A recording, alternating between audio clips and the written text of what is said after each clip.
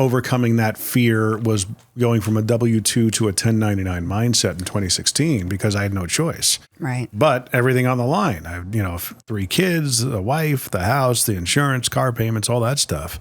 Yeah. Not fun, but it worked out. Just, man, if I had just believed in myself earlier or had somebody, a mentor speaking into your life saying, yeah, you could do this. Yeah. That's priceless. Yeah. My parents did tell me and that is where my dad, that sitting on my dad's knee, you can be anything you want to be. Right. Just starts with a thought. Mm-hmm. Yeah. Go after it. Yeah. From the business capital of the world, the Big Apple, New York's Middle Tennessee, it says here. Sounds riveting. Oh, come on. This is the Mostly Middle Tennessee Business Podcast, a podcast about Middle Tennessee business owners and professionals. Mostly. That's right. Thank you, Matt Carey. I'm sorry, Matt Wilson. Matt Carey was his on-air name on our radio station where we met back in 97. We've been friends ever since. He's one of my brothers in arms, best friends, I guess you could say. Matt Wilson has his own podcast, the Mostly Marketing Podcast. Check him out. He's an old radio pro, is very good at podcasting, offers a ton of value with his podcast. He's been so kind to be the voice of our podcast because I borrowed the Mostly notion from him, otherwise known as stealing it. It used to be the podcast known as What's Your Problem? We turned it into Mostly Middle Tennessee Business Podcast for a reason. This is a podcast where we talk to Middle Tennessee business owners and professionals all throughout Middle Tennessee and mostly Middle Tennessee and beyond. It's a video and audio podcast. Check us out at mmtbp.com. It takes a little while to remember that sequence of letters, mmtbp.com. You'll find all the links there to listen, to watch the episodes, see the clips of previous episodes, as well as sign up to be a guest. So it doesn't guarantee your spot, but hey, apply there, as well as follow along with an email list if you want to join up. That would be greatly appreciated. Please subscribe, rate, share, and trip over your words. I am Jim McCarthy, your host with JimMcCarthyVoiceovers.com and It'sYourShow.co, where we produce podcasts like these. And today, an old friend coming out from the eastern part of town, southeastern, I would say, used to be in Nolensville, now is in Smyrna, and has a tremendous business that's made a massive impact on that area in the apparel printing and embroidery kind of profession. The Nesting Project, Miss Corinne Chapman Morse. You said it all. You said all 3 names. Is that how? Because that's how I see it on Facebook. It is. It's funny. I never thought I would. Morse? Well, this is a very good question, actually. I just said something like this to someone yesterday who said, well, what's your last name? So I was in music for a long time. As Corinne Chapman. Corinne Chapman. Yeah. And people would joke when I met my husband. Yeah.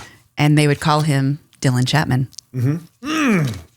And he's so good. Yeah. He would always roll with it.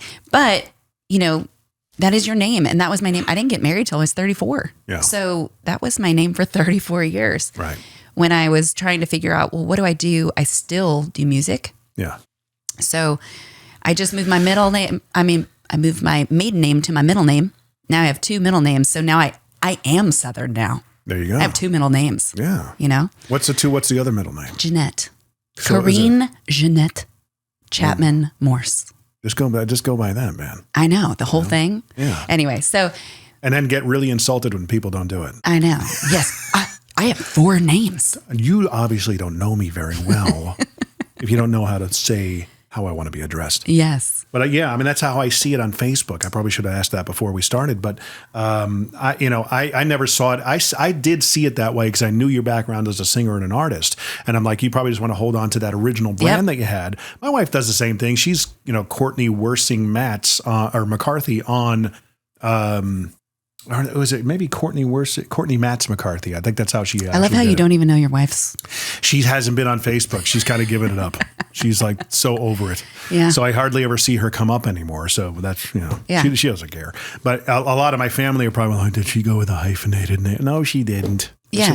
So people can recognize who she is. Just so people know who you are. Right. People from all walks of your life. Right. With Facebook and social media, you have people that you've known since you were 5. Oh, yeah. So Totally. it just makes sense. You're just putting it all in I'm still the same person, whether you call me Corinne, whether you call me Miss Chapman or Mrs. Morse, or I'm the same person. Call me all the names. I always say Corinne because in the Nolensville area, there's that woman, her name is Corinne Crabtree. Do you know who she is? Is she the one that does the charcuterie?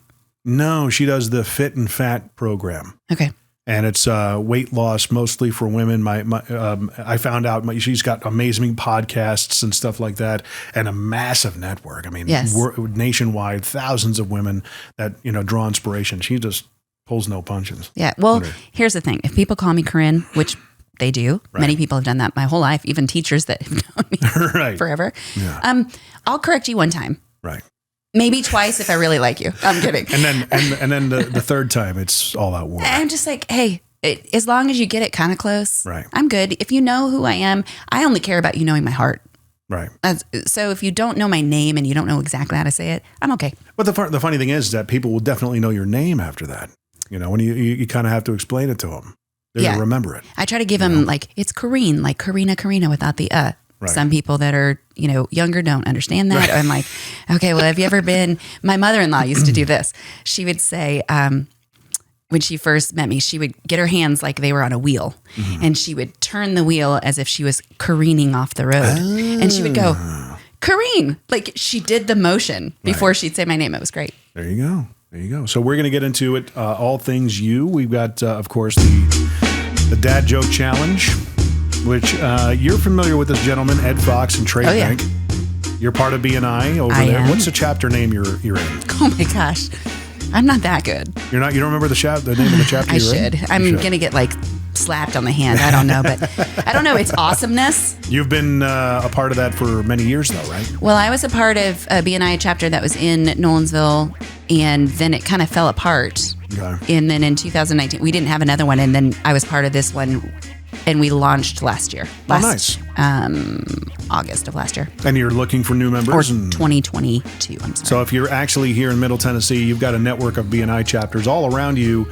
If you're in the Smyrna area, where you are now. Murfreesboro, Smyrna, Nolensville, Laverne. Antioch, that kind of area. It's great. Reach out to you. Yes. They can be your guest.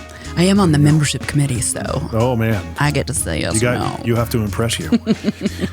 Yes, the Dad Joke Challenge is brought to you by Ed Fox and Trade Bank of Nashville. If you've never heard of Trade Bank, think of it like an alternate economy, where if you are okay with trading some of your products and services, maybe you got some of them that are starting to get a little bit moldy, metaphorically, not literally. On your shelves and stuff like that, and you want to trade them for other services that help your business, there's a whole network of businesses that believe the same way, and you could tap into that via Trade Bank. Plus, Ed Fox is just a great guy to get a cup of coffee with, and he will totally take you up on it. And you'll love listening to him talk. Yes, he actually will have a dad joke at the ready. Different every time. Yes. So the Dad Joke Challenge goes like this. We've got 5 dad jokes that Ed records. I don't know what they are. You don't know what they are. You laugh, I get a point. I laugh, you get a point. Okay. Right, here we what go. if we both laugh? We both lose. We both get points to each other. So here we go. A friend and I were hiking the other day. He was drinking his milkshake as we're walking along. We stopped to look out over this tall cliff. I looked at him and I said, "Wow, this is legendary." Ledge and dairy. That was a double joke. I mean, at first only saw the dairy and then repeated it in my head, and I was like, man. Yeah. It was not bad. It wasn't bad. Yeah, I think... it was a dad joke. It was totally a dad joke. Yeah. It has cringeworthiness. Here we go. Second one. 2 of my sisters were arguing about who should go first at karaoke night. After a while, I was fed up, and I said, "Well, just do it already." Do it already. I got to listen to that one again. I don't think I get it. I don't think I get it either. It has something to do with karaoke. I'm rewinding, so don't mind me. I can probably just do this. Hold on. This is live, folks. We're going to do it again. 2 of my sisters were arguing about who should go first at karaoke night. After a while, I was fed up, and I said, "Well, just do it already." Oh, duet. The accent. Right. Threw us off. And he did intentionally say it. Duet already. Yeah, he tried to emphasize it, but I still didn't catch it the second time, so thank you. I pick up on the nuances. I hear these enough. Number 3. My friend's wife said to him, Why don't you write down your stupid stories and make it into a book? He thinks it's a novel idea. But novel idea. I like it. You smiled. I did smile, but I didn't laugh. You didn't laugh. You almost broke. Number 4. I once accidentally mixed up the words jacuzzi and yakuza. I am now in hot water with the Japanese mafia. Oh, man. I see what he did. I see. We're good at this, though. I'm laughing at the reaction, not the joke. Or maybe I'm not. I'm going to just a quick point for you. Fine. Here we go. I got a universal remote for my birthday. I thought, this changes everything.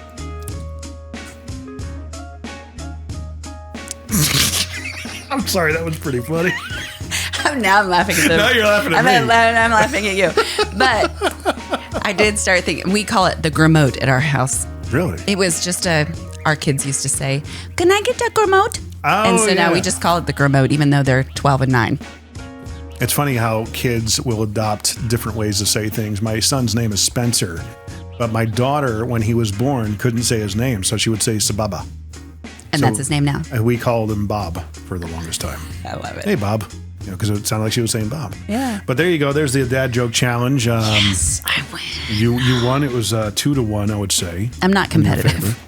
And I'm lying. Make sure you check out Ed Fox. Invite him out for coffee. Reach out to him. You can find him on LinkedIn. He's also in the description with all of his links and all that fun stuff. So on with the show. You and I go back several years. I met you, I want to say back in 2016, back when you guys had the Nolensville store. Yep. And it was, my impression was like, wow, if I could ever have a business like this, because on the surface, and I'm sure it felt successful. You had a lot going on. You had really cool ideas. You weren't just doing apparel printing and embroidery.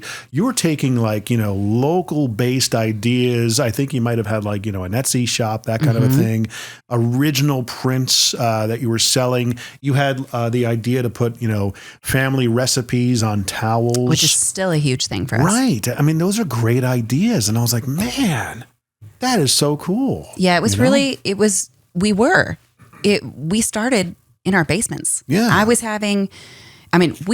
started because I was coming off the road and had nothing to do when I was home. Mm-hmm. I had a business partner at the time, and we were both just starting our families. And we talked about this idea. We started the idea, and then, no joke, both of our husbands lost their jobs. Oh my God. And we were like, when was this? This was in probably 2009, 2010. So post the meltdown. Yes. Okay. So in 2010, we were like, hey, this idea we have, if we're going to do it, we kind of have to do it now. Yeah. It's got legs. Yeah. So that was in 2010 was when we started the business, and it was fun. It was, having been in a creative environment, I was able to get ideas from people and just say, yeah, we can do it. Right. And figure it out. Right. That really was the beginning of that personalization revolution it's still happening. Personalization is huge. Yeah. And it was fun. We were riding a wave. We started in our basements because we had kids rolling around. I remember the very first day my son turned over, I was printing something in a basement, and my son rolled over on a wrestling mat that was right next to me. And I was like, hey, he just turned over, or I would have both my children. I had them strapped in one of those Moby wraps around me, and I was working. They were and sometimes I'd hold their hands and dance, and then I'd do something, and then I'd hold their hands. Right. Don't touch that, Yeah. That was what we were doing. We were just trying to get by. Are they twins? No. How far? What's the separation? Just 12 and 9. So 3 years. Yeah, right. You're just once one was not quite into everything, I had another one. Right. Yeah. So typically how it goes. Right? Yeah. So we were able to ride that wave. So it was successful as far as we were growing. Yeah. If you're not growing, you're dying, right? That's the whole saying. So we were in that growth period, and it was really it was exciting. Mm-hmm. And we had a unicorn that happened on Etsy, and I say that because a friend of mine in Texas asked for a design for her children. She has 3 kids, and they're older. They're my age. Mm-hmm. And I'm the oldest. I make the rules. I'm in the middle. I'm the reason we have rules. I'm the youngest. The rules don't apply. The rules don't apply to me. And we had just made that for her a year, and that was in 2015, and maybe end of 2014, 2015, and for Christmas. And a year later, with all the content, a radio station took a picture that someone took that after they got it, because we had a rule: if it's good enough for somebody, then it goes up online. So we're just going to go up and we'll kind of we are throwing things at the wall and like figuring out what sticks. So you're starting an apparel company pretty much. Yeah. So we're throwing, and these are all personal. If some Etsy was really growing, we started on Etsy when they used to have this thing called alchemy, and people would say, this is what I'm looking for. I'm looking for wedding invitations. And that's really how we started as a business, because my wedding invitations were done by my business partner at the time. Right. And I was like, you can market these. Yeah, they're really amazing. Yeah. And so that's amazing when you see the potential in what other people do. Yeah. And so it was just fun. It was a creative thing to do. And then that radio station posted that, and all of a sudden one day we'd had them up on Etsy for a year. And one day all of a sudden it was like, oh, we got an order. Oh, we got another order. Wait, we got another order. Wait. At about the 10th or 11th one, I was like, hold on. I know this is bold, but I'm going to go back to these people that just purchased and ask them where they saw this. Why do all of a sudden we have 10 in this hour? And it was this wave. And then we had 3 days where hundreds of orders would come in. And it was a 5-day cycle. But it was a sister company radio station. So 4 or 5 months later, their sister company posted the same thing. All their listeners did it. So we had like 3 waves of these things. And that was kind of like, oh man, how do we recreate it? I don't know if we've ever recreated it, but it showed us the potential of what was out there, what people wanted, that it just had to get in front of their eyes. Right. They had no idea. Yeah. I mean, even when I was there, I was like, this is really interesting. It's niche, but there's something to this. Yeah. And you can put it up on an Etsy place, and people just will because of what it says. It's an apparel brand. It's like the, what's the Igbok? It's going to be okay. Those guys. Yeah. That was the premise of, they just wanted to, it's going to be okay. And they made a whole apparel line out of it. Right. Why the nesting project? Was it because of the time of life? You were children? It's a crazy story too. Yeah. But this is when I knew it was right. I do most everything based on feel. Now, obviously I have to be a business person and make smart decisions. But when it comes to certain things, like it has to feel right too. So we were saying, okay, well, if we're going to do this, what are we going to do? So I'm sitting at my computer, she's sitting at her computer, and we're looking at names and thinking about like, what is, we did a lot of baby things, and we did wedding invitations, and we did, we still do all these things, but, that was kind of that beginning. And we were testing a bunch of different words, and she's like, I don't know why, but, she had just built this deck, this huge deck it was beautiful, but it had glass panes. And she said, I can't tell you how many birds like dive bomb, and I keep finding these dead birds. And so I really feel like I need to have this homage to birds somehow. So we have to have a bird in the logo. I was like, okay. Interesting. Okay. I know. So I was like, okay, well, but the cool thing about that is that when you think about a bird and you think about what we're talking about babies, we're talking about moving, we're talking about events that happen in your life, you're talking about getting married. These are life events. Yeah. And that's nesting. You're nesting, you're building your house, you're building your life. And I was like, that works perfectly with a bird. But I had, in my brain, I can't say about her brain, but at the time in my brain, I was like, well, yeah, but it's always evolving. Yeah. It's something that's happening forever. So it can't be like nesting.com. It has to be something that's continually moving forward. That's in a work in progress. It has motion to the name. Yeah. And so I hadn't said anything because she was talking, and I typed in nestingproject.com to see if the URL's taken. Right. And I clicked return. And as I clicked return, she said, what about nesting project? Boom. And I was like, it's available. Right. And she goes, how do you know that? And I said, because I literally just put that in myself. So that was it. it was all the signs, everything aligned. The universe was that energy. It was right there in that moment, and we didn't look back. Nice. Very cool. There you go. What kind of music? I'm getting back to your music career. Were you a country singer, pop? What kind of style? Yeah, I would say today it's Americana. Okay. I would, think back to maybe Jewel's first album, how it was considered rock, but it really had folksy. A lot of country folk elements to it. That's, I would say, where my music rests. Are you from this area originally? No.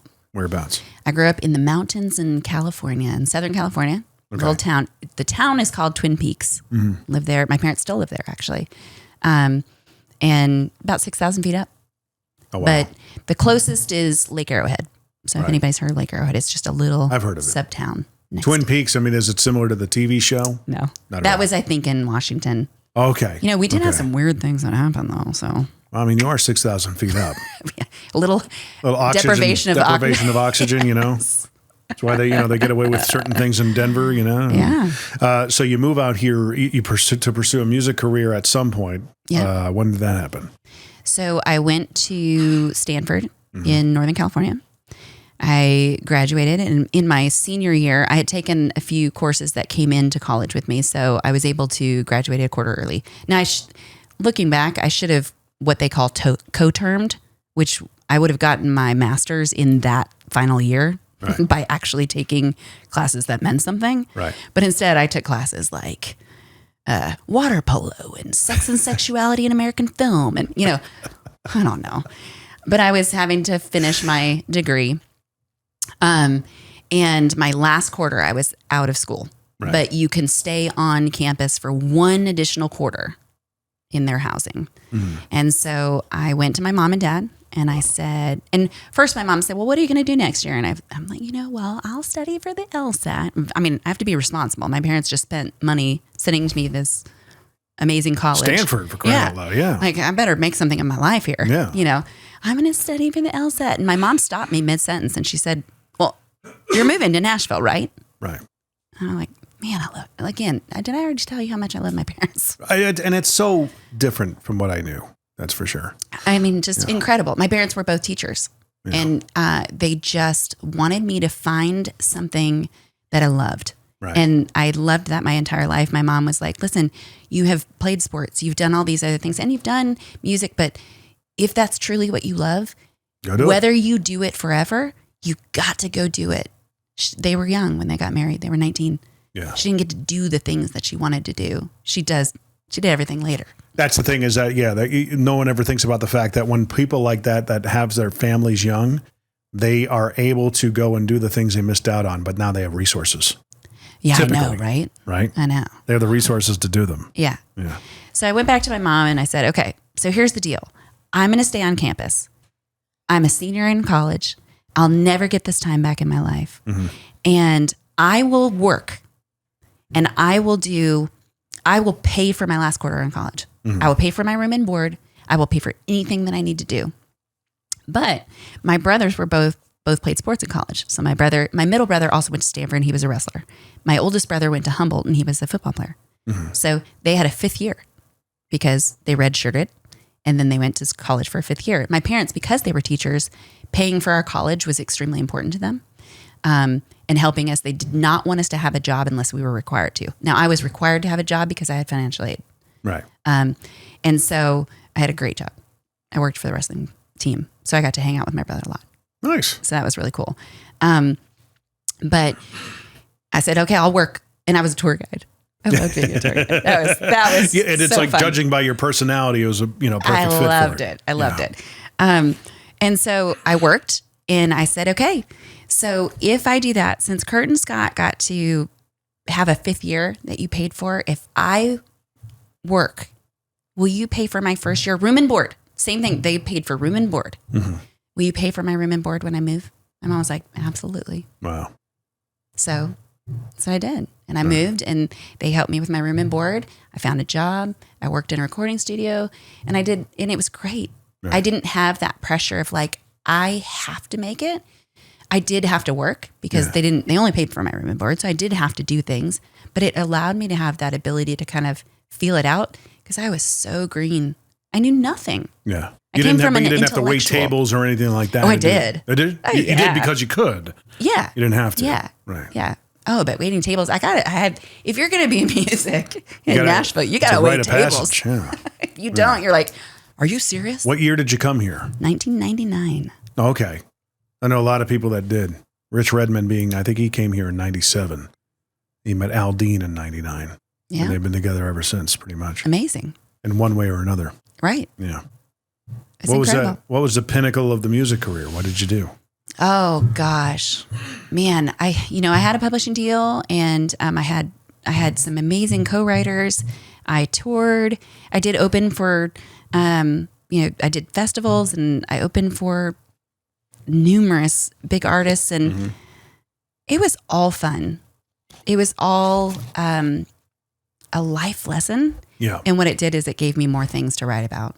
But the thing is that at least you had the wherewithal to acknowledge that, hey, I do have another season of life that I can go into, even if this doesn't work out. Right. When my brother and I grew up, it was always the fear of make sure you have something to fall back on.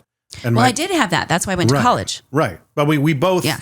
I didn't really have them. My brother so much had it. He went to college. My father wanted him to get a business degree. He later went on to law school. But my brother always wanted to take a crack at music professionally. He never had the opportunity to do that because our parents were constantly pounding us with, well, it's not guaranteed. Do you really want to take that much? That kind of a thing. Sure. And man, if you just realize that, guys, man, your 20s are for falling on your face and failing and figuring it out. And if it doesn't work out, you can always pick up and start something again. Yeah. And that's what I encourage my kids. I want Cam, she's 17. She's singing at Carnegie Hall in February. That's awesome. She's going to be going to college. I'm in, like I said, I don't want you going into debt if it's going to cost too much. I said, we haven't saved anything for you because we were a single income family for so many years. If you get a full ride, awesome. All right. Major in music, major in communications. You don't got to pick a major. You don't have to figure out what you want to do for the rest of your life when you're 18. Yeah. It doesn't work. Okay. Go to college, do your thing, have fun, understand if it's a free ride. You see it as a networking exercise because that's where you can start building your network. If you want to get into music, you're in the perfect city for it, for crying out loud. Right. It's right in your backyard. Knock yourself out. And if it doesn't work out by the time you're 22, 23, 24, you need to hear this from me. It's okay. Yeah. You can pick up and start again and figure something else out. You are giving her such a gift. I give that to all my kids. I know. I want you to know who you are. It's amazing. And that's it. Yeah. And it's like so advantageous for you because I think it's made you a dynamic person. Yeah. To have those experiences. Experiences are everything. If you talk about business, right. Today, and maybe it's a product of our generation or our parents doing that. You go into a business today and it's not about the product that's in that business. Right. It's about the experience they have while they're in that business. Amen. Relationships. So that is extremely important. And I think I learned that from my mom and dad. So this is kind of funny because my dad is not a social person, right. But he was a coach. So the discipline, the hard work, the, kissing your brother. Take it. I've said that backwards. Right. He used to say to me, second place is like kissing your brother. Oh, wow. Oh, my God. And it was a joke, it was a joke that it was, I never, if people hear that now, they'll be like, oh my God, I can't believe that somebody said that. Right. But it was a joke and I took it that way because I understood where it was coming from. My dad would make a joke because he knew I didn't want to kiss my brother. Right. He knew I didn't even want to hug him. Middle Tennessee electricians, handy women and men, and just those of you needing better commercial LED lighting solutions. Yeah, I know, there's so many of you. I have to tell you, there's another option than just the big orange and blue box stores now. Try j2lighting.com. At j2lighting.com, we have the latest technology in all types of commercial LED lighting, from UFO high base, droppers, area lights, and shoeboxes, right on down to a slimline wall pack that doesn't look like a fist coming off the wall like most other wall packs do. You get what I'm saying, right? Many of our fixtures are wattage and color temperature selectable, which means you have more control over the brightness and appearance in your dark spaces. Check us out at j2lighting.com for a great local source for your commercial LED lighting ideas, even full color light show dreams. Yeah, totally. That's the letter J and number 2 lighting.com. j2lighting.com. I have 2 brothers. I love them so much. Yeah. My middle brother and I, we went to college together. We are very close. When I have questions about business, I ask my brother. Right. We're very close. But my mom, she was at the high school teaching and she did all the clubs. She was in everything. She's a very social person. And that's how she got it. My dad was not social, but she got to go to the games and, everybody's playing sports. And my mom drove me to gymnastics. But she pushed me. Mm-hmm. She would say, I had a chance to be my junior year in high school. Mm-hmm. She worked for a friend of hers writing mitigation reports. Right. And she would go out after the trials and things like that, and they'd be sitting with the prosecutors, and she's like, she came home one day and she said, Corinne, I found out about this program. Mm-hmm. It's called the PAGE program, Capital PAGE program. And let me tell you about it. You go and you live in DC, you work on the floor, and you have to apply for it. But this guy gave me all the information. His daughter was one. Do you want to do it? I had no idea what she was talking about. Right. And I was like, but I could live in DC? Okay, I have to apply for it. So I was like, sure. Yeah. I don't know. Yeah, let's try it. Well, I was too late. We reached out to my representative and they had already closed the applications and they'd already chosen everybody for the next year. Mm-hmm. And they said, but you know what? Send it in anyway. Mm-hmm. I was like 3 months late. I'm like, I missed my opportunity. Right. But my mom said, no. Hey, they said send it in. Let's do it. Mm-hmm. Send it in. Obviously, I didn't go when the school started. Second day it was right before second semester. So it was during finals of I was junior year first semester, and we were having a snowstorm coming, and we would do our finals, and then we would go to the next 2 classes that we were having finals for, and half little period, like a review period or whatever. Yeah. And my counselor, who I called her Mama, because she was awesome. Yeah. Mama Crabtree. And she came to my French class and she said, excuse me, I need to talk to Corinne in the hall right now. And she said, our representative from DC just called my office because they can't get a hold of you or your mom. And they need you in DC on Monday. Oh, wow. This was a Wednesday. And I was like, what? It's like, what? Had you ever been before to DC? No. Maybe when I was young, but not that I remember. Yeah, right. Right. Yeah. And I'm like, what? Okay. So I called, my mom was substitute teaching at the time because she was not working full time anymore. Mm-hmm. And she was like, so I had to call the school she was at and ask them to call her to the office and say, Mom, I have to give them a decision right now. And my mom's like, what? And I called them back and I said, okay, I'll be there. Right. So I left school. So I never went back to class because school's over. I left. We had a snow day the next 2 days. Sunday night I left. People were like, where did she go? I left class on a Wednesday afternoon. And people were like, I don't know. She got pulled out of our French class and then she never came back. All I know is that she went to Washington. People didn't even know that. Only like 5 of my friends knew that. Yeah. It was like, that was it. That was like the CIA or something coming after you. Don't tell anybody, but I think she might be an operative. But anyway, that I tell that story Her cover's because been blown. Yeah, I tell that story because that was it. That was how my mom and really my dad was, kind of this support. Like, yeah, if that's what you decide, we're going to make it work. Yeah. My parents did that when I was there. I said I want to be an exchange student. I'm going to save all my money while I'm at Page, and I want to be an exchange student. I had never left the country. My mom had never, maybe been to Mexico. But we'd never been to Europe. Right. And my mom's like, okay. Yeah, let's do it. My mom got everything going while I was gone. And then I came home for a month and then I left. And I went to France as an exchange student. Because my mom said, yeah, you want to do it? Oh, you're going to pay for a lot of it? And we're going to help you with it, whatever else you need. Yeah, you're going to do it. Nice. Like, go experience life. Go experience the world. Go do these things because you're going to need that. That's going to shape you. Yeah. Yeah. And maybe it's because they didn't get that. Because, I mean, otherwise, if you don't do those kinds of things, fear can be a dominator in your life. I know it was for me. It still is. It is for everyone. But you tried so many things that, I'm still here. Right. The world didn't stop turning. Right. I am fearful of things. Maybe that's the good way. I am fearful of a lot of things, but it's not necessarily crippling. Right. It may stop me for a minute until my logic sets in and goes, get up. Yeah. Just try it. Yeah. If you really want it. I mean, it's my experience was, overcoming that fear was going from a W-2 to a 1099 mindset in 2016 because I had no choice. Right. But everything on the line. I have 3 kids, a wife, the house, the insurance, car payments, all that stuff.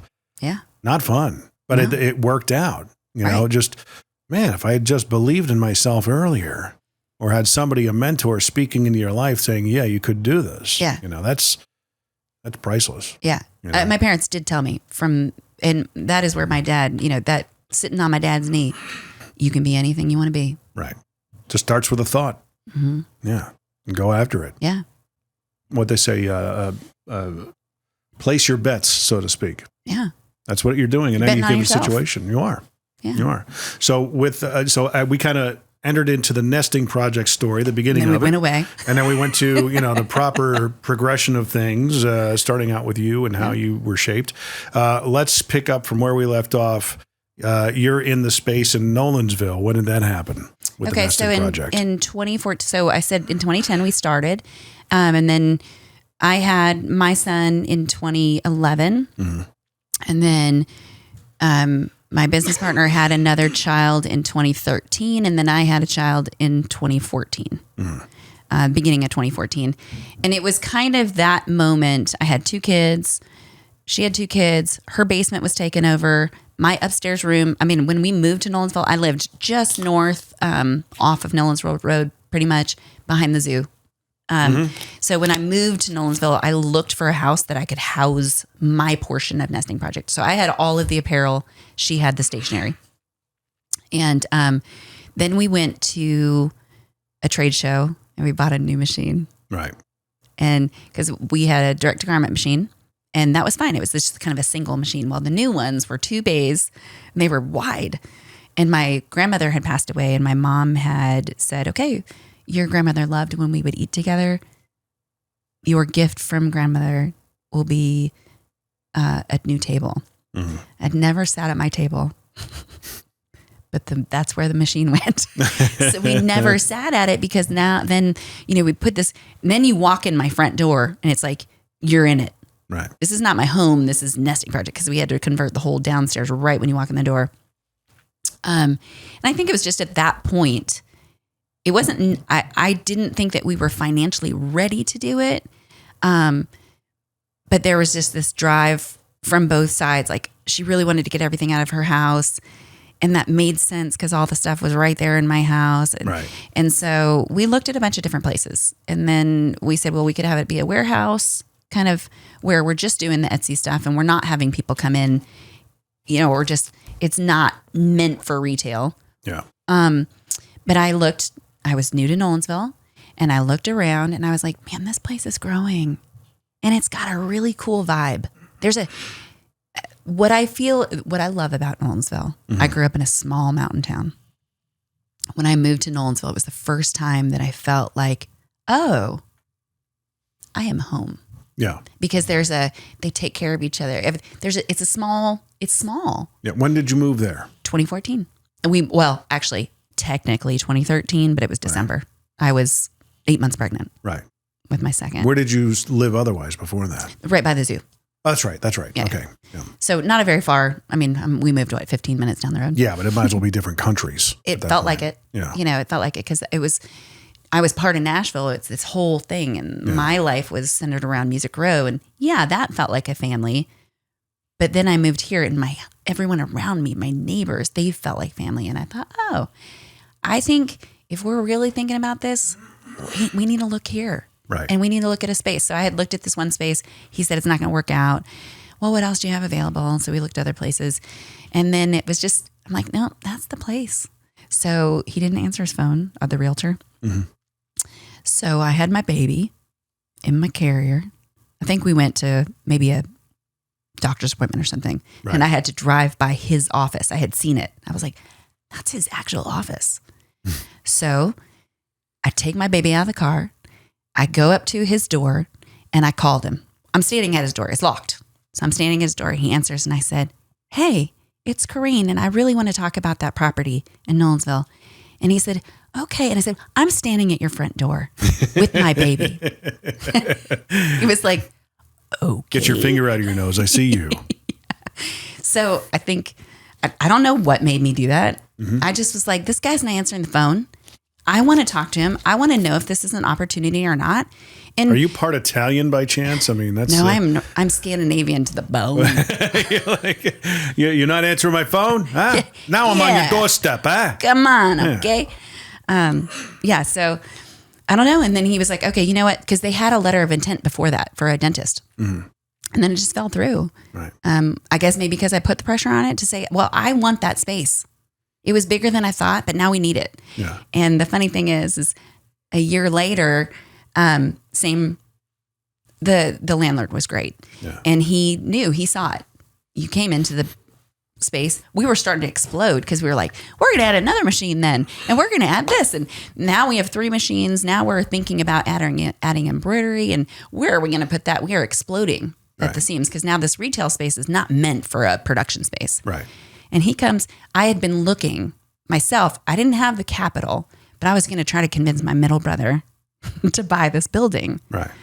Had I done that, we could have stayed in Nolensville, but that wasn't meant to be. Right. I kind of called him and I said, hey, there's this building that's right down the road. It's an old print shop. And this is what they're asking for it. Like, what do you think? You know, would you be interested in something like this and investing? He's like, well, you know, he just didn't feel like he was ready. We were ready. I don't know what it was, but he kind of talked me out of it. Mm-hmm. Fast forward 3 months. Our landlord comes to us. I was down at the beach, I think, with my husband's family. Mm-hmm. And he comes to us and says, hey, I just bought a building. It's meant for your production. It's meant for your production. Mm-hmm. I bought it for you guys. That was the other site that you had. Right. He goes, no, we're going to tear it down in a few years because our overall plan is to build some townhomes and make it a little neighborhood. But you need this. We went over and looked at it and we're like, yeah, we do. I remember that building. Yeah. We proposed lights in that building. Yeah. Yeah. Yeah. So then then we bought the machine, we bought the embroidery machine. We were able to kind of spread out and feel what it felt like. What does this look like? So it was just that growth. It was awesome. But I knew that was coming to an end. He had already told me before we ever moved in, hey, we're only going to have this for about 2 years. Right. Yikes. Okay. Well, what are we going to do from there? 2 years turned into 4. They still hadn't done anything with it. I think the very end of the day, maybe it was like 7 years total. Mm-hmm. 2 years, 7 years. But we were only there for the 4. At the end of the 4, we said, okay, this is coming to an end. Right. We clearly need more space than we have. What are we going to do? I looked around Nolensville for 2 years. I looked at every piece of property. Ooh, what about this one? We could build something on this. Well, that one's only zoned for, that could be a church, but maybe we could get it rezoned. Kind of what you were talking about. Yeah. Well, okay. What about this? Well, what about this one? What about this one? What about this one? And I was having meetings with the city planner trying to figure out, well, what's this zone for? Right. You know, and I just didn't find anything that made sense. I had a realtor helping me. Look. My mom comes into town for like 3 days. And my middle brother was coming into town too. And so I said, hey, there's a building over in Smyrna that I'm going to go look at. Mm-hmm. Mom, will you come with me? Scott, you're in town. Will you come with me? He's into real estate, so he knows a bit more, than I did. I don't know what I'm doing, but it's good to have one of those in the family, though. Yeah. Yeah. So we go over there, and the landlord doesn't show up to show us the building. We're standing there with our realtor. He doesn't show up, and I was like, "Where does he live? Let me go make a visit." I'm gonna crawl in here, and I'm gonna Jimmy this door open. No. But we did eventually go see it. Right. But that day we got home and my mom starts, I don't know, looking around on the internet. She goes, "Hey, Corinne, what about this building?" And I looked at her and I said, "Are you kidding me?" She found one building the one time she looks. And I go, "Man, that looks perfect." Yeah. It's big. It's got room to expand. It's right on a corner. It's like a quarter of a mile, if even that, away from what I was just going to look at. Right. And so I called my realtor and I said, "Hey, my mom just found this place. They want to sell this florist with the building. You know, I don't know anything about flowers and I don't want to have that business, but I wanted this building." Mm-hmm. So we go over there, we look at it.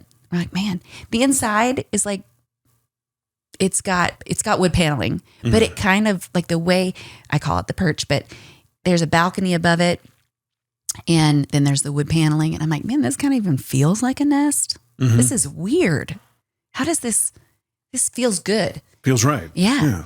And so our realtor went back and said, "Hey, she doesn't want the business. We want to offer you this for this building. Here's the second caveat. This is August. They don't need that. Their lease is not up until January. Ideally, she'd like to close closer to their lease." I said, "You know what? We're not ready to be out of here. We want to get through this last season. Let's close in December." Oh, wow. I'm like, man, can anything else happen right? And the planets align. Yeah. And I'd been talking to my husband about buildings like, hey, you know, we're going to need to buy something if we want to make this work because I can't find anything. And he's like, "You got to convince me that this is financially a good choice. You know, we've already put everything into this business."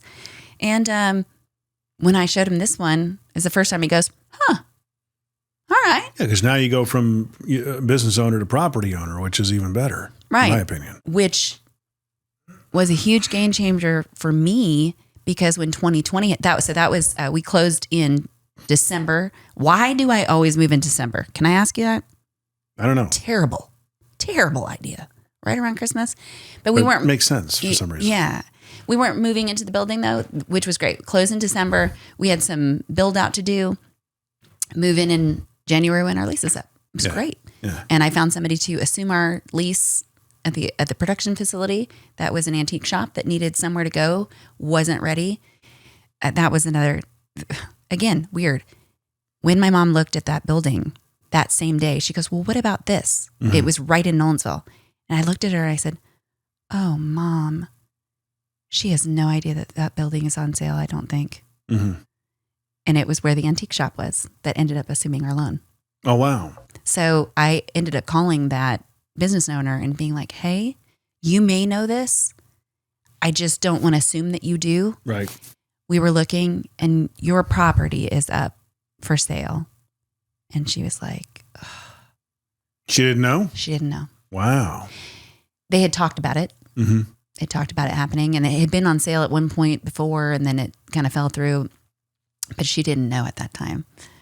So I was like, "Hey, this might be perfect. Mm-hmm. You can assume our loan, move right down the road, not be out of Nolensville, and have 2 or 3 more years more to figure out what your next move is." Right. So I don't know. It was that thing. Again, just seemed to work out. The universe aligns in the right way. Mm-hmm. All of the energy is right. And you just have to jump through those doors when they open. I could see that. You know, so somebody used to say, you talk about experiences. "Oh, we've gotten to experience all these cool things." And I'm like, well, you can too. Mm-hmm. I said, I've prepared my whole life for things. I just do these things. I'm not necessarily saying this is, I want to do this and I'm going to manifest it. Now I have done that a few times, but in general, you're preparing yourself so that when the door opens, you can walk through it. Well, just recognizing when they open. Yeah. You know? Yeah. That's what I'm writing down. I'm thinking of titles for the episode, and this is kind of a prevalent one. Yeah. Getting back to when you actually went from the house to the Nolensville location, mm-hmm. Was it terrifying? Were you ready financially as a business to make that leap? I don't think we were ready financially. But I believed that we were on a trajectory that if we did it. So we did. So that was a cool thing that we did.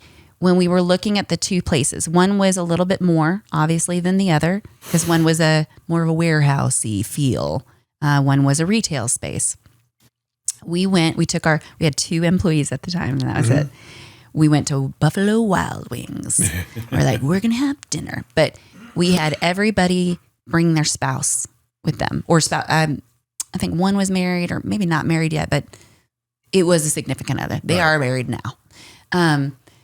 And we all 8 of us sat around a table and talked about what are the benefits of having it in this location? What are the benefits of having it in this location?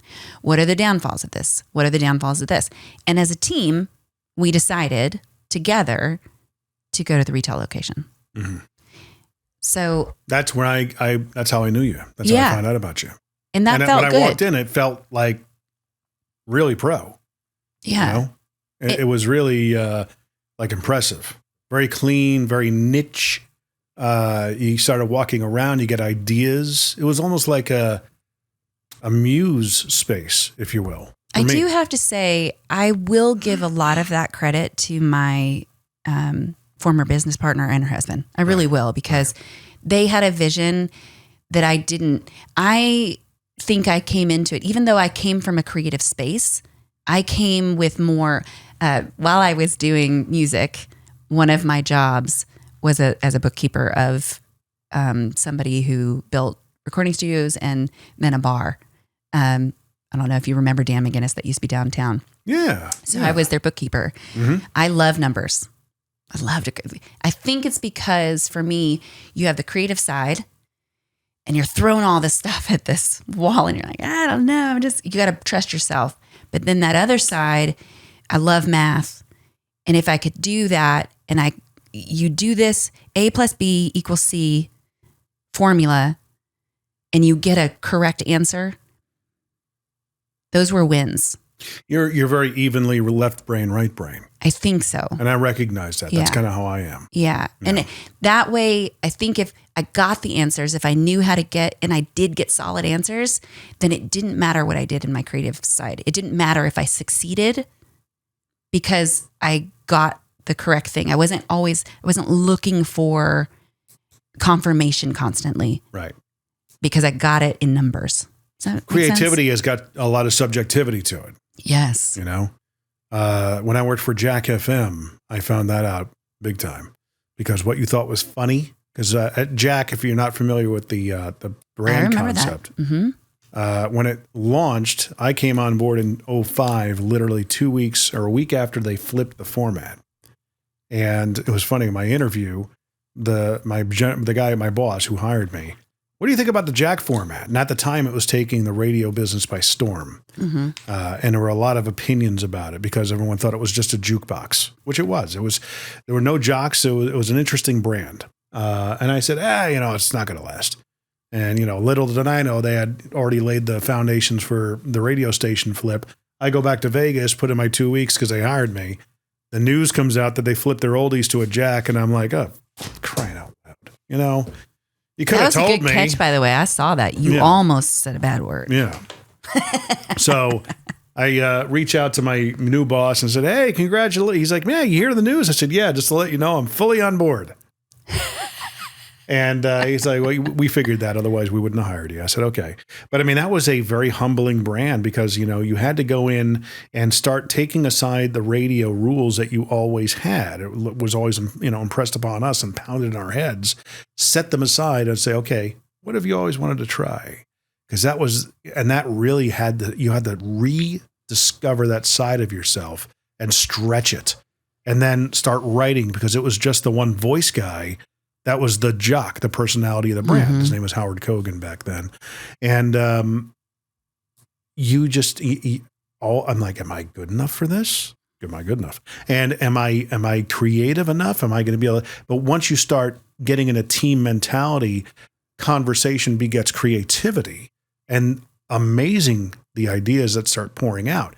But bring that a couple of years down the road. Right. You start writing 2 pages of copy every week for the guy, because that's what we did. We wrote 6 pages of copy, or 2 pages a piece, and we would combine them down to 2 pages every week because we had to send him 6 or 8 pages a month. And Yeah, very humbling. What you thought was funny, you'd get it in front of two other people, and they just kind of go, huh. All right. Kind of like the dad jokes. Pretty much, yeah. But, it's one of those things that it's stretched because it's subjective. Yeah. Man, oh my gosh, this is amazing. I got this, I got the idea off Twitter and, they go, let's apply it for Nashville, make it local. Hey, what do you think? I read it in the way I envisioned it. And two other people go, it's not bad. Mm-hmm. God dang it. Yeah. And I got that. I did get that because I had a publishing deal. So you write these songs and they either like them or they don't. And then you're like, came from my soul. Yeah. And I poured you love a song. out. Yeah. They don't love it. Yeah. And you're like, but it's what? Me. But I could get over that because that wasn't the only thing I was depending on. I could get my dopamine hits, I guess, by getting a number to work and closing something out and getting an account to reconcile correctly. But even you can get into something like that because, in what you were doing with the nesting project was very left brain, right brain. You had you had to have the business savvy. Mm-hmm. There's the heart and head, and it was almost like I would imagine between you and your business partner at the time, a little bit of a switch off because she was coming up with the stationary ideas and look and well, things she of was that the nature. designer. Right. She was the designer. I didn't design. I did music. Right. But I knew numbers. I knew how to get onto, I had done some coding in college, so I could get onto this new Etsy platform and figure it out. Right. And I could be like, hey, look what I learned. Right. Hey, I saw that these numbers, I could look at analytics. I could do that. So I came to that business in a more analytical, even though it was a creative business. I knew what I liked. I knew that when she designed something, it was good because we were both in a similar design line. We were aligned. Yeah. So most things that she came up with, I would go, yeah. We have a whole series of mountain ranges that we have illustrated, and I remember the very first time that she illustrated. I had just been to this house in just outside of Denver. It's called the Betcher Mansion. It's a craftsman style home. It's the largest craftsman style home in the U.S. My mom loves craftsman style. We always go look at houses, so we went to it with my uncle. He lives in Denver. Are they kind of like they look like toolboxes? Well, Sears Roebucks kind of thing. Well, no, there's like a very specific design, like log cabin kind of thing. No, there's like the front has these square columns that kind of taper, and there's a very specific look. Okay. That craftsman style homes have, and so we went and looked at it, and lo and behold, on Alchemy and Etsy, somebody a month later says, "I'm looking for wedding invitations. This is where I'm getting married. This is my budget."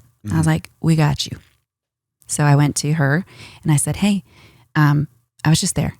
Here's this. Here's this. Here's what it looks like. It's craftsman style." So we had actually chosen a craftsman style font. Did this whole illustration of the Rocky Mountains, and it's dark blues, navies, browns, and she looked at me. She goes, "I hate this." And I said, "I grew up in the mountains and I love it." Right. I said, "No, I get it. I know why you don't have, it's heavy, it's dark." And I said, "But I promise you, having grown up in the mountains, this is what she's looking for. And this is what people will look for when they're looking for that style wedding." Right. And it became one of our best sellers. Wow. Nice. Again, that's where that idea of just because you don't like it. Right. Doesn't mean it's not wrong. Doesn't right. You gotta put it up and throw it to the wolves, throw it to the public, and them decide. Right. So that formed a lot of our stuff. So now you're in Smyrna. You're running the business on your own. Yes. The creativity of that boutique style that you started out with, is that the culture still nurturing that? Is that still a big part of the heart of the business? So that's a great question, especially for this year. You can think about that question. That's a statement that I need to think about that. I don't actually. I don't need to think about it. I think it's so interesting that you asked me that question because it's the beginning of the year, and I just had 3 meetings that centered around that. So I will explain a little bit. We are not abandoning that idea. That is our core. And I really believe that you can never forget where you came from. And you should never abandon it unless it's harming you. Right. Right? That's not harming us. We're giving people what they want.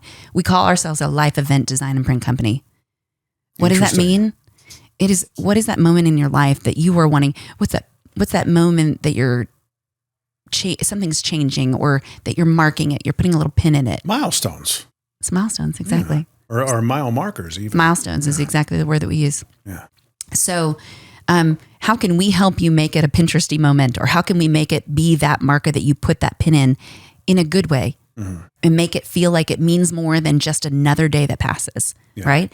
So we will never abandon that. However, last year, coming out of COVID was, oh my gosh, COVID was difficult, as it was for most people. But especially, what was that period of time? What was that time? What was it called? Especially because everything we did, I just said, what was it that I said? We're a life event design company. Did you guys actually take advantage of the COVID time and make products that played into the whole? We did. Okay. Of course, we made shirts, day drinking, COVID-19, Right, right. We took Corona bottles and made them into looking like it's a Corona, COVID, I don't know. We did a bunch of or something like that. We did a lot of things just at the very beginning. We made masks because everybody had to make masks. I had not sewn on a sewing machine since I was in high school with my grandmother. There I was sitting at the table for 10 hours a day sewing masks. I didn't want to do it, but I had a commitment to my staff. I did not want to lose my staff. I wanted to say, we got to figure out how to get through this. If this is what it means to get through this. So I think we did them for about a month and a half until we figured out our next pivot. But I was determined to say, hey, listen, you're not going to go without any pay.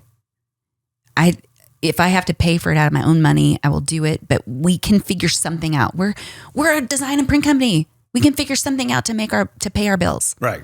Now we got a loan that luckily got forgiven, but I was very smart. No, I mean, I know a lot of companies were asking for, I'm going to take all this and I took my rent payments and I took my staff payments and I said, this is what it is. And that's how much I asked for. And that was it. I did not ask for anything more because I knew we could pivot. Right. But it allowed us to pay our bills to get to the next step. Right. So anyway, fast forward out of that, we did a lot of pivoting. So that was March when it closed. By the end of April, we were making yard signs. We did not make yard signs before that. Right. But we were making yard signs like it was our job, because it was. And we were doing high school graduations. We kind of jumped in on the 8th grade graduations and elementary school graduations just because the high schools were already kind of taken care of in a way. They had been doing it before, but this was the first time that no one was getting to celebrate. So we turned that into, and I mean, that was our biggest month that year, bigger than Christmas. Wow. Because it helped us get through. So it was constant pivoting, So we still did it. We leaned on that. We leaned on the life events, and how can we do it without having events? Right. We did create some things, we did some, hey, this has been postponed, and, things like that. But, and then that Christmas was going back to the tea towel thing. No one was getting together. Mm-hmm. So those tea towels were huge that year.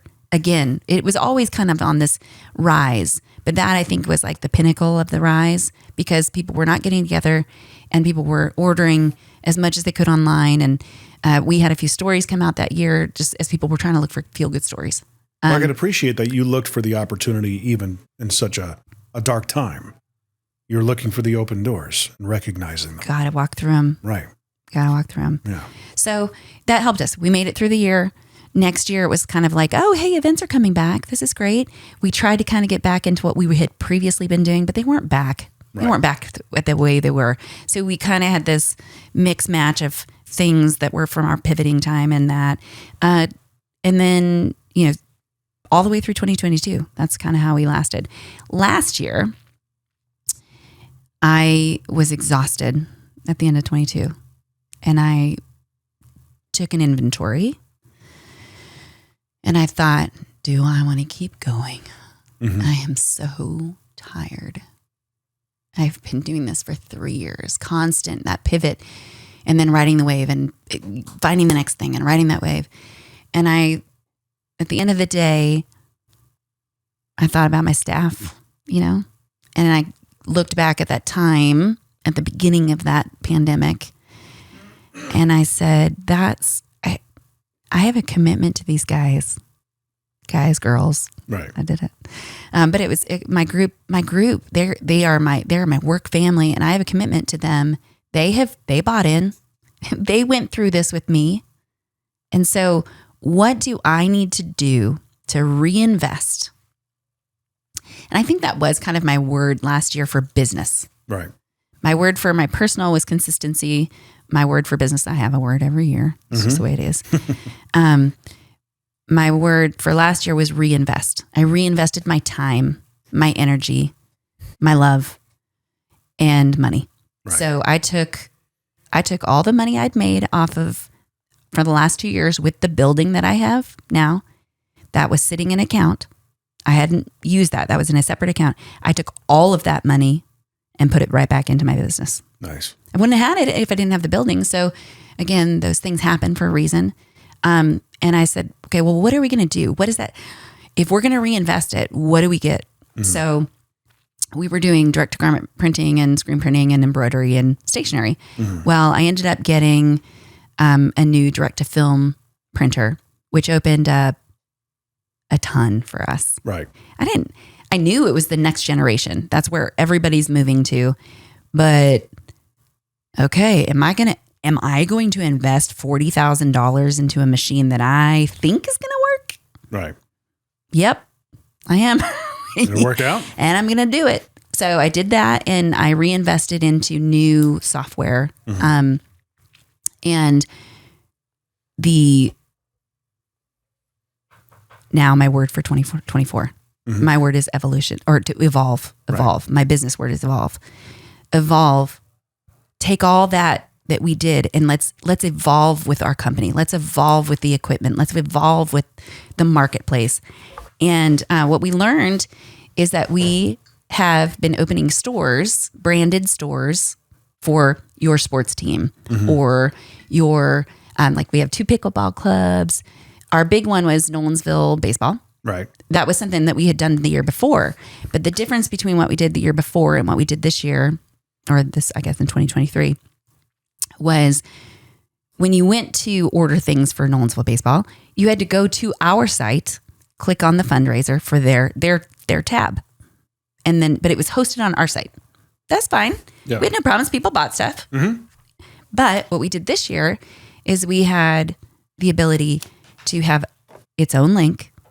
And when you go to that link, it says Nolensville baseball. It's got all their stuff. It's got pictures. It's got all of their items. And it looks like it's their store. It's their team store. I'd seen that. This software that I'm talking about, I had looked at 7 years before. Just wasn't ready to do it. Mm-hmm. But if I was reinvesting, I had to do it. Yeah. So I'm like, okay, this is what we're doing. And it took a lot of like, I don't know what this is, or what's our capabilities here? What's this? Well, fast forward, we host a few PTOs, a few athletic committees for schools. We host 2 pickleball clubs. We host a few baseball clubs. We host. I went to Stanford. I told you I was a dolly when I went to school there. Long story short, it's just the girls that dance with the band. But they had a band reunion. I hosted a LSJUMB kind of merch site. And the best part about all those, great software to be able to host their store. But what I love more than anything about them is their fundraisers, mm-hmm. and I can give back. Right. So with Nolensville baseball, we raised over $10,000 for them. Nice. We ended up taking some of that profit and putting it back in to buy things, and just having eventually, like we did these big signs. And when the businesses were buying the signs, I was like, hey, you just send the money directly to Nolensville. I don't want to deal with this anymore. Just send it right there. So it was awesome. I can come to them and say, hey, you guys did such a great job and people supported you so much. Here's a check. Right. Well, not only that, you've always had a very active integration into the community. And likewise, they would support you because it was a two-way street. Yeah. And it's funny, I want to know whether or not at that time, getting back to when you were talking about being tired, if you were able to kind of say, I'm just done and I can move on to something else, how you have got the financial means to do that. But you kept your team in mind because maybe they're not there yet, right? It goes back to you if you were to be an artist, like a musical artist, and all of a sudden have a massive success. I think a lot of them are faced with the same thing, Huey Lewis, for one. You remember, if you're familiar with his story. Huey Lewis in the news. Right. He has Meniere's disease. Yeah. So he was unable to find pitch. And one night it just all ended. He's like, I can't do this anymore. I'd love to, but I can't. I physically can't. And he says he on his Behind the Music, which is an amendment to the original ones 20 some odd years ago. He says, everybody's out of a job because of me, and he says, I feel horrible about that. Massive guilt. Yeah. He says, there's nothing I can do to help that, but that's got to be a conundrum for all these artists, Yeah. When I decide to hang my hat up, there's a lot of jobs that go away. Yeah. I always base it on when I wake up in the morning, can I look at myself in the mirror and look at myself and say, all right. Right. You did the best you could. Yeah. If I can't do that, then I gave up. Right. And that's not what my dad taught me. Right. If I have it in me, I should give it to you. Right. Which is a good and bad thing. It's probably been bad financially for me. Yeah, but it's legacy. But that doesn't matter to me. What matters to me more is community. Yeah, there's an element of, and this has been coming up a lot lately in my conversations. What is your legacy going to look like?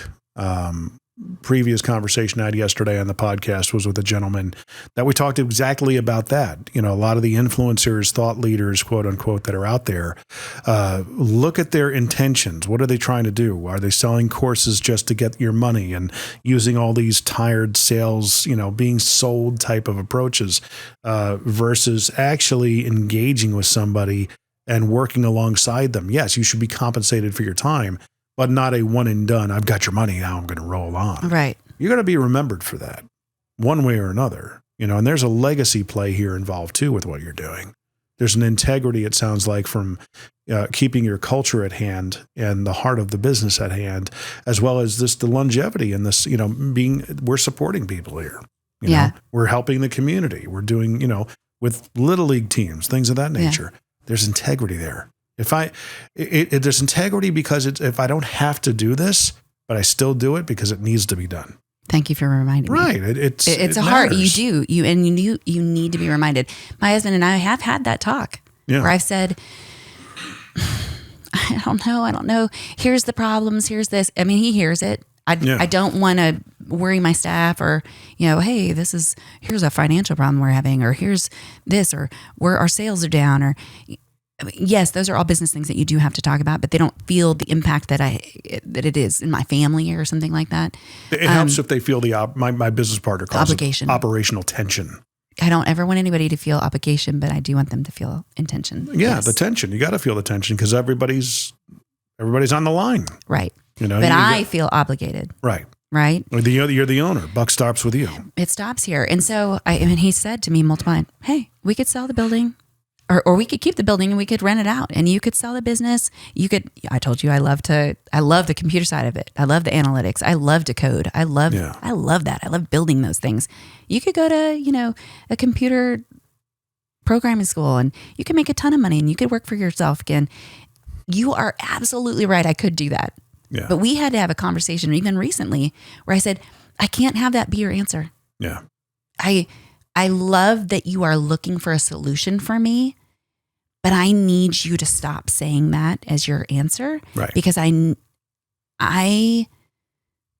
get what I need, what I really need. I get what I need for my life out of the way it makes people feel. Right. Now, I still need to be able to complain. Yeah, you still need to hear me. Without having to give up. Right. Mm-hmm. So totally get it. It's an interesting spot. I would do it again every day. Right. And I choose to every day, but I do look sometimes like, man. Gary Vaynerchuk calls it falling in love with the process. Yeah. Every day. Yeah. It's not the end game. Yeah. And we talked about this earlier, off the mic, we talked about it. That's right. But, when somebody, what do I want? What do I want for my life? And I have taken that inventory, as I said. What do I want somebody to say? I want them to say I was a bridge. I want them to say that I was somebody who gave of myself for the betterment of the group. There you go. That's all I want. There you go. In the end, I hope that it becomes something that I can set my foot on and say, yeah, I also got something other than the way it made me feel. But if I don't, I'm okay with that. Right. It took me a minute to get to that spot to be okay with that. Where do people find and follow you? Well, we're about to redo our website, but they can go there. It's just it's a hot mess. Like Right. when I say a hot mess, it's a hot mess. But we're about to build a brand new landing page that makes it much easier for you to understand about the stores and what services we offer. Because right now it's just a Shopify e-commerce site. Right. That doesn't do anything for the people. Most of the people that come to us want to know a little bit more about what they're looking for instead of just the products, So we're building that right now, but that's nestingproject.com. Easy breezy. We're on Facebook. We're on Instagram. And we are finally on TikTok. And I say that with like the most excitement and disdain in Right. one Because emotion. it's one more thing. It's one more thing. But this is, I went on TikTok last year and I opened an account last January. In December, I posted my first one. Oh, yeah. You took a year to study what was going on with it. Nope. Right? No, I didn't. I just kind of Never mind. put it in the back of my head. Like, I know I need to do this, but I don't know how. I felt overwhelmed. Yeah. But I hired somebody to really take over our Etsy. We have 7 Etsy shops. Right. So that's the other place they can find us. We have Nesting Project Wed, if you're looking for wedding stuff. bachelorette party things, mostly. Serving the woo girls. That Yes, come I was to going to town. say, you're welcome, everyone. Yeah. A lot of those shirts, when I go downtown, I'm like, hey, can I take a picture of you? We made those shirts, which is, I like doing that sometimes. Right. It's kind of fun. I call it being in the wild. You got to take the pictures of them in the wild. Nesting Project paper. Sew Nesting Project, as in SEW, Sew Nesting Project. We have a DIY. So there's a ton. We have 7 different shops. We are opening a new shop in Etsy as a precursor to what we're going to launch later this year. And that is I told you about the direct to film printer that we have. Well, we are able to service a lot of people this year who, whether it's the at-home people who have designs, but they don't have a way to print them. Right. A lot of them will order their transfers online. Well, we can do them and you can have them, especially if you're local to the Middle Tennessee area, you can have them same day almost, usually. If you send that in early enough in the morning, we run the machine, you have them that day. Nice. Or the next day. Or if we have to ship them, so we're going to do that. That'll be good as well. Oh, very cool. That's part of the evolution. It is part of the evolution. So we're not getting rid of the events because all of these things are still connected to an event. Schools, clubs, sports, all those churches, those are all part of people's lives. Right. So it's not like we're getting away from it, but what we're doing is we're getting away from when we first started, no one was doing personalization. No one had the ability to do one shirt in their house. We can do one thing or we can do 1,000. That was something that was unheard of at the time. Yeah, they'll always go it in bulk or something. Yeah, right? yeah. And now, I can do one shirt or 5 shirts with 80,000 colors on it and have it be the same cost as, going to the store. It doesn't have to be $50. There you go. Because you don't have to have all the different screens for different things. So it's really nice. It's a nice little evolution of that. And we're able to service the groups in a bigger way. Mm-hmm. So it's a much more impactful. And that way it also leaves space for the people who were like us once that are starting in their homes. Right. And I love that. It's like, now I'm in middle school or now I'm in high school or now I'm in college. I've graduated to the next little level and now I can help more people.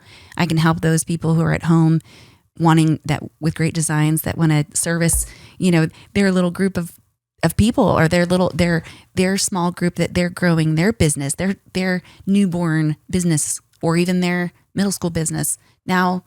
And I say that not middle school business as I'm just say as like a baby business to an elementary business. Sure. Yeah. But I feel like that's an awesome space to be in, because we can still do the singles, and we do all.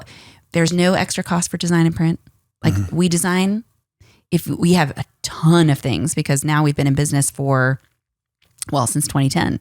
So for almost 14 years come March. And we have thousands of designs. Right. You can pick for one, but we can also take little elements from things and make your own, or you can send us something and say, this is what I want, and we'll create it. There you go. That's awesome.